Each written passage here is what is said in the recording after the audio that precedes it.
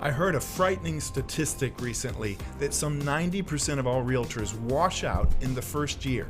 How to make real estate a career and thrive instead of just a hobby. That's next on the Jeff Crilley Show.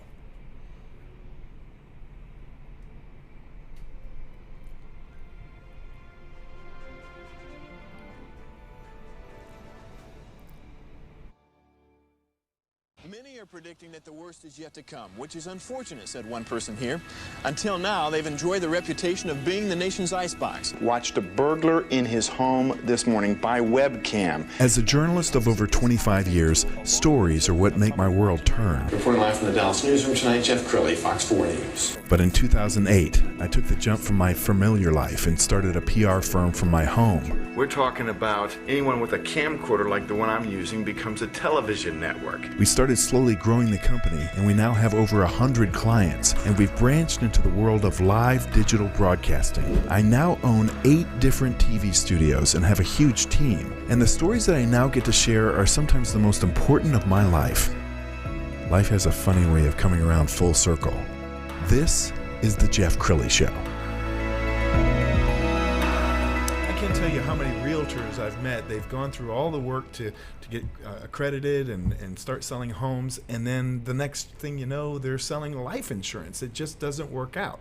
To talk about that problem, Jay Kinder, he's with the National Association of Expert Advisors. Thank you for coming on the show. Hey, thank you for having me. It's an honor to be here. Yeah. So I don't get this part. I mean, if you say to yourself, I'm going to be a realtor, and you go through all the classes, and it's a lot of work, right? It is a lot of work, yeah. And then you only sell a house or two, and you flame out. Is it a stick-to-itiveness problem, or what's happening? Well, I mean, to be honest with you, it's there's not really anyone that has a real interest in making sure that you're successful. So, the real estate industry is inherently a recruiting model. They recruit agents. They hope you sell a couple of houses, and then if you stay in, you stay in. If you get out, you get out. And so there's not anybody that really has a focus on helping agents be successful. And once you get started, it's kind of overwhelming. You're learning contracts and all the things you need to do to be able to put a deal together, but nobody showed you how to get a customer. So yes. That's the real issue I think most agents deal with. Have you found that most real estate companies are poor when it comes to the training piece? They just say, okay, you got your license. It's fascinating how poor they are at helping agents get customers, and it's really, you almost have to be out there doing it in order to know how to do it, but most companies just don't have a track record of success. I mean, the average agent only sells 6 homes a year. So, who's going to teach that if you're in your brokerage? Who's going to really have an interest in wanting to help you be successful? Because if you're doing something that's really working and an agent wants to know what it is that you're doing and you're right there in the same office, they're probably not going to share their best ideas with you. Yes. Because they know you're going to be competition for them. So there's really not that collaborative nature within the office environment for people to really have an interest in wanting to help you be successful. And you've built this into really a training and speaking empire. I found a nice video on your website. We're going to roll that right now.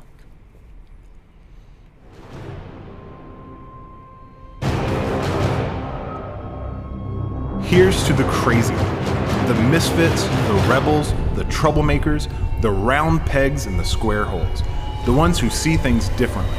They're not fond of rules. They have no respect for the status quo.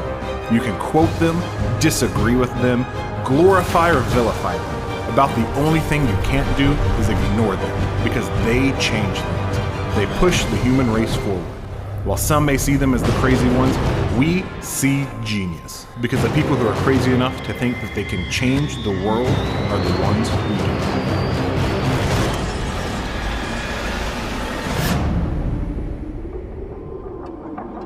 That was really well done. Okay, I want to hear your story. How did this happen for you? When did you know that you were going to be a great realtor? Yeah, well, I don't think I knew. I don't think anybody knew. I always jokingly tell people I graduated in the top 25 of my class, but there was only 36 of us. And so, yeah, I mean, I got into real estate at like 19 years old. My dad was a broker. But I started learning, right? I started investing in going to different seminars and trying to find somebody that was doing it successfully. And then I would just go try something. And most of the things I would try wouldn't work. But then every once in a while something would work. And so that kept me hungry to figure it out. I didn't have really a whole lot of options. I mean, I was either selling real estate or I don't know what I was going to do, right? So it was just continuously trying to figure it out. And, I think like most successful people, we learned from others. There's no such thing as being self-made. Learned from other people that had success, and I became a pretty good copycatter, is the word. Jay Abraham, one of my mentors, always says, don't say copycatter, devalues the principle is modeling success, which is what I've done my whole career, is find people that have been where I'm trying to go and try to duplicate that same result, by doing exactly what they tell you that they did. And that's what I did. How did you make the transition from just selling homes yourself to becoming the ultimate trainer? Yeah, by the frustration of trying to become successful, through that process, I found that everyone was teaching like little pieces to the puzzle, but no one was giving you the code to the lock, so to speak. Right. How to build a business, which is what I was really trying to do. So I would learn a little bit from this one person, and it was prospecting, and then it was, okay, this guy's teaching direct response marketing, this one was teaching referrals and stuff like that, but nobody was like giving you all the pillars to it. And so by the time I figured that out and had built a successful business, 500 plus transactions a year, number 2 in the world for Coldwell Banker, I was really a little bit frustrated with the whole process of what it took to get to that point. And people started kind of coming to me and asking what I'd done to be successful, and I started having a lot more fulfillment in helping others than going out and selling another home. So started focusing on how do we help other people get success. And my good friend Michael Reese was one of the first people that came to me, and I didn't know what I'd done to be successful at the time. I was I'd done a lot of things that didn't work, so I didn't know. But he got the same website as me right out of the gate. Started generating leads right out of the gate. And he built his business to like over $1 million in GCI, which is unheard of, in 3 years. Well, it took me 6 years to do that. So we were both kind of surprised that was that easy. We're like, hey, I think we could help other people do this too. Wow. And that was really what, we became very excited about, helping other people that want to have success, help them to get there a lot faster than what we were able to, I was able to do, for sure. That's got to be rewarding to see somebody and then take them to the next level, and then see how wonderful their life is. Nothing better. It's one of the most fulfilling things that I've ever experienced, other than my family, my kids, is seeing someone's life change in that way, and their appreciation for your help and stuff like that is pretty awesome. Yeah. Absolutely, and you're an awesome speaker. We've got a clip of you on stage. Tell us more about your speaking career. Have you always been a natural in front of an audience? No, not at all. I remember the very first time I went to the radio station. I bought ads on the radio to market my real estate business, and I remember this thing was hanging in front of me, and I was so intimidated by it that I had to go. I said, guys, I can't do this. Like, I had to go back to the office and call in the radio spots because I couldn't talk in front of the mic. And I also remember I saw that you had the teleprompter out there. You mentioned that. I remember like for an hour in front of a teleprompter just trying to get it right. Don't mess up, please don't mess up, because this can't really be edited. And the challenge of trying to like just get comfortable speaking. It was definitely not natural for me. Maybe it is for some people, not for me. I struggled with it for quite some time before I finally just became, and I think if you know what you're talking about, it's a lot easier, and you're just genuine and be yourself, it works out. If you had to come up with like the top 1 or 2 mistakes that realtors make that it's crippling their success, what would you say? It's probably the number one thing is really who your mentor is. Like, that's, there's not anyone that wakes up every day thinking, how am I going to help this person be successful? Not in any brokerage, for the most part. You don't really have someone that's a vested interest in your success, and you only, and they're focused on you. So having a mentor, someone that's been successful, that has a track record of success, of helping other people have the same accomplishment, that's what you're really looking for. Because if they can do it, that's one thing. But if they can help others do it and have a track record of success, then that means they have a system, a process that's proven and repeatable, that they can help make sure that you execute on. And that's the secret. And that just wasn't out there for me, but that was my goal in trying to deliver something for real estate agents, that I could help anybody that really wanted to be successful get there. That's awesome. Do you ever find a real estate company sending their entire team to you? Yeah. The smartest ones do. Yeah, because it's, if either if they're providing that level of value, or your agents are going to go get it elsewhere. And for a lot of brokerages, unfortunately, the business model in brokerages, they don't really make that much off of the agent, so they don't have a lot of budget to bring in speakers and trainers and do all that stuff. So the training is really lacking. And so agents, typically, I did too. I went out, my dad owned the company, but I still had to pay a lot of money to go out and learn how to sell real estate elsewhere. And so they're already kind of doing that because the pressure on the commission that the broker experiences. Hey, I'm going to go down here where I can get 100% of my commission, and I'll pay for my own coaching. Right? So a lot of times that's really the challenge that the broker has, is they would like to provide that value, but they don't have enough margin in order to do that. But I think in the long run, doesn't it pay off for the real estate company because their agents are selling more homes, they're more profitable, there's less turnover?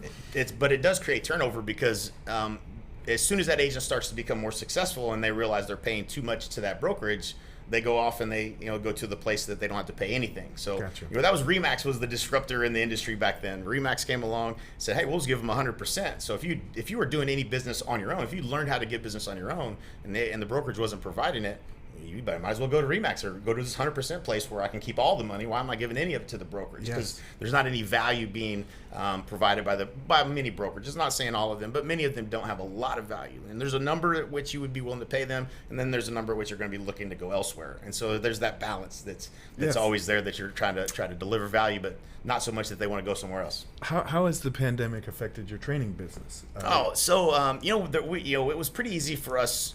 Obviously, now I'm at eXp Realty, so we're a cloud-based company. We have, as a corporate, has 700 employees. They didn't miss one meeting. It was pretty amazing when I saw that. I was like, wow, like this is how we operate already. So it wasn't much of a change for us at all, outside of having kids at home. And that whole thing was different for sure, teaching my kids. But that was so we didn't miss a beat as far as that goes. And it was really I think what kind of put a spotlight on the cloud-based business model of having having a space that you can go to and operate in and work from home and not have to deal with like how are we going to get all in the elevator up to the office and deal with working in that environment, knowing what's going on with your transactions. Who am I going to talk to? How am I going to talk to them? Am I on Zoom, or how do we do that? So for us, I think it was a little bit different. But sales slowed down a little bit, but real estate's a resilient industry. Like people want to buy and people want to sell, and when that dynamic is there, and there's a shortage of inventory already, and now there's kind of a shortage of inventory coming on the market, buyers are still out there calling realtors, and realtors are, regardless of what the state law might be about whether it's in here in Texas, it was considered whatever services what I can't think, words not coming to me, but we were able to go do our jobs, and so that enabled us to continue to sell, and there's plenty of buyers out there. So, and I think it's probably it's changed the training industry, and that the consumer is now used to getting training on the computer, and it's not a thing anymore. It's just that's how it's done. 100%. Yeah, that's, and we've done large scale events. I still love being with people. Like that's I'm a people person, but we've been able to adapt, and we're downstairs in one of your studios doing our Agent CEO series that would have normally been live, and we'd have loved to have the people in the room. But they adapted. They're still getting that training. They're still able to get the things they need to learn and grow. And we've adapted and keep going. Outstanding. Well, thank you so much for coming in and giving us the wisdom. Yeah. We're going to put your website up to close the show. jkinder.com is the website. Get a hold of him for all your needs, especially if you're a realtor and you want to take your game to the next level. Appreciate it. Jay, thank you so much. Patrick. You bet. And that's it for now. We'll see you next time.